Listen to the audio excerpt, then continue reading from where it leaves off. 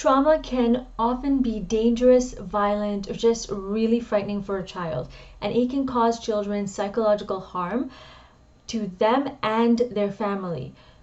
Each child reacts to trauma in so many different ways. Some might have flashbacks, some might feel in denial, some might be affected physically or emotionally, while others might have strained relationships with their families. So today we're going to look at 5 different strategies that you can use to help your children who are going through PTSD or trauma in your classroom. Now, if a child is going through trauma, the signs that you're going to see are selective memory. You might see clinginess. You might see children who are having trouble paying attention in class or moving through transitions. You might see children who are just maybe hyper focused, or on the opposite end, not focused at all.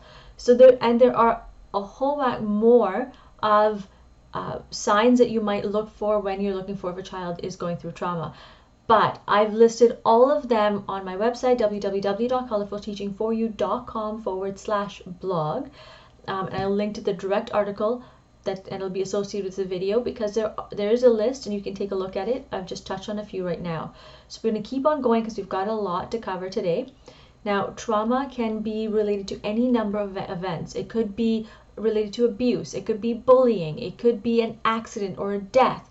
Each of these methods that we're going to be talking about, the 5 of them, can be used for the most part in a whole class setting. Not every one of them, but most of them, so that you're not segregating a child. But when you are implementing these strategies, you also want to be mindful of the fact that children, they come from different homes.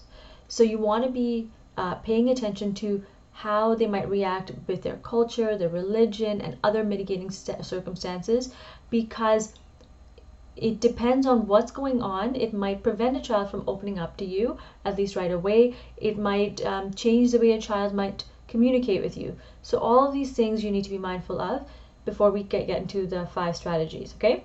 The first strategy is provide structure. This can be fairly self-explanatory. Now, you want to provide structure because so many times children lack that external control. There's so much happening inside of them that many kids need some sort of control of their external environment, and you can provide some of it for them. It also gives them stability that they might be lacking in their lives away from school or even in school. Sometimes you're being pulled out of class, or you've got different things happening. If you can provide them with that stability, it'll make your classroom and the day go by much more smoothly. So we'll talk about one strategy, but I've got a list of different strategies that are on my blog, and again I will link to it with the description. So the one I'm going to talk about right now is your seating plan.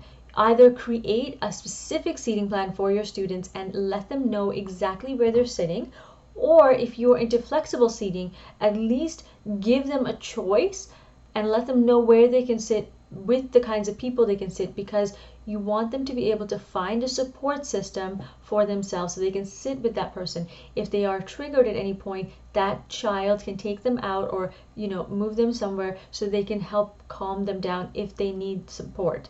So it's very important to have them know who they can sit with, know who they can count on, all right?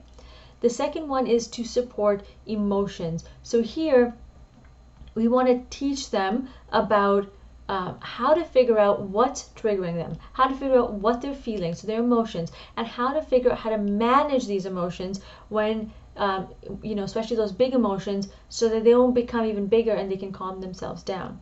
Now, these are lessons that you will have to teach them ahead of time, and even if your children are older, like in high school, you still want to be able to teach them and review this with them so that you don't have massive outbursts in your class. You won't have a child being triggered randomly. Well, it will seem random to you, but for them something will trigger them, and you don't want them having to pick up something and throw it at you, because I've had a class where I've had a student pick up a chair and just throw it across the room. Now, that's not something that you want, right? It could hurt you or the children. So instead of getting to that stage, you want to be able to get them where they're at and learn how to actually manage it so it doesn't get there. All right? Now, what you can do if you're trying to figure out, I don't know how to teach this, I've created a little environment where your children can go, because you may not have EA support, because this is not something that's funded by the government for EA support. So if your child is going through it, is struggling, they might need to move to a corner. So I've created a little calm down area, or for children who are struggling specifically with trauma.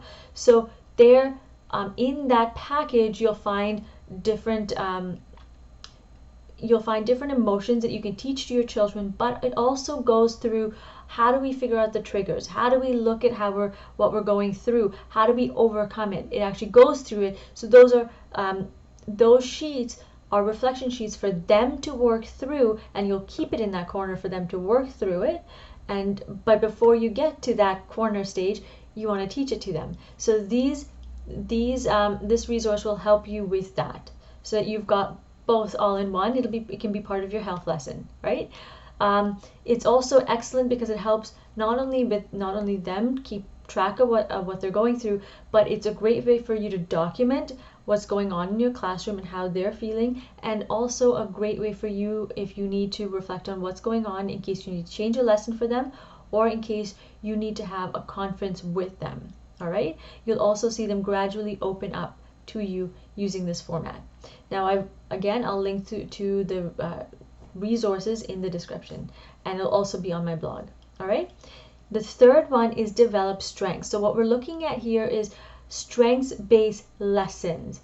So what I mean by this is help them learn what they're good at, help them make a note of it. Then don't just leave it at that, but actually create goals that's going to help them develop these strengths even more, because once they are able to develop these strengths and really see what they're good at and what they shine at, they're going to be able to build that confidence in themselves, so that when they have to, say, face something, they are already feeling confident. They don't have to feel like, oh, I'm less than, oh, I'm not worthy of, oh, I can't do anything in life. Wait, you can, and here's evidence. And so I've also linked to goal setting resources for you, so that they can actually work through it throughout the year, and you can track it as well. All right. Now the fourth strategy is be available. I know you're their teacher, you're available for them all the time, but of course you're busy as well. So you want to let them know when you're available, and you want to make sure that you see the signs. And again, we've talked about the different signs, and it'll be listed on my blog. But when you see those signs, let them know that you're there for them, and remind them that when you're there, they're going to be in a judgment-free zone. Now, when they come and talk to you, it means you're listening to them, but oftentimes we as adults want to provide advice, and providing advice can sometimes take away from what a child wants, which is often just somebody to listen to them and be there for them.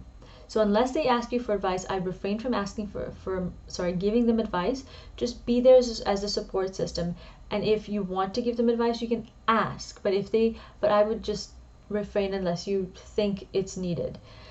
Now, one of the things I want you to keep in mind when you're being there available to them is make sure you do not promise them something that you cannot do, such as you cannot promise them that you will not disclose their information to somebody else, because if their life is in danger, you need to go and talk to someone. You might need to call child services. You might need to call parents. So you might need to talk to administration. So do not promise them that you're not going to talk to somebody else about their problems. Now, you're not going to be gossiping to your friends, or you're not going to take this home and talk to your husband about it or wife about it, but you are going to keep it between the two of you unless it needs to be moved on for the child's safety. Okay.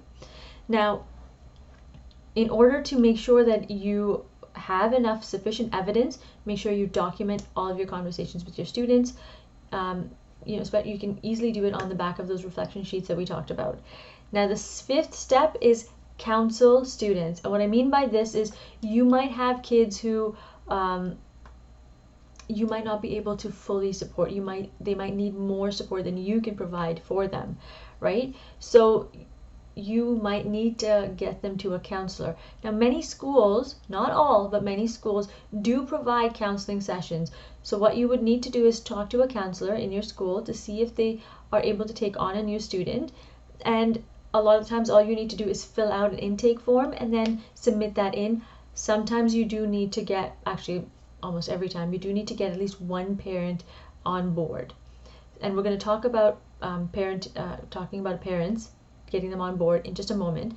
But if you feel like this is not enough, because counseling, we usually have one counselor or two counselors, and they've got so many different students that oftentimes they only get to see each child once a month, which is not a lot of counseling. It doesn't do much to reinforce learn concepts. So what you can do, besides providing your own support in class, is also talk to the parents about additional support outside of school. Now, you must be aware that not every parent is going to know about what's happening, so you should probably first talk to the child before you talk to the parents. The next thing is, a parent might be in denial, or they might not want to talk to you at all. And if this is the case, you might need to either wait patiently and broach the subject again, or talk to your administration, okay? Because they might have a different way of approaching this, or they might tell you how to approach it in a different way. If a parent says that they want to go with counseling, I would not recommend giving them a list of counselors, because we aren't professionals in that way, for counseling at least.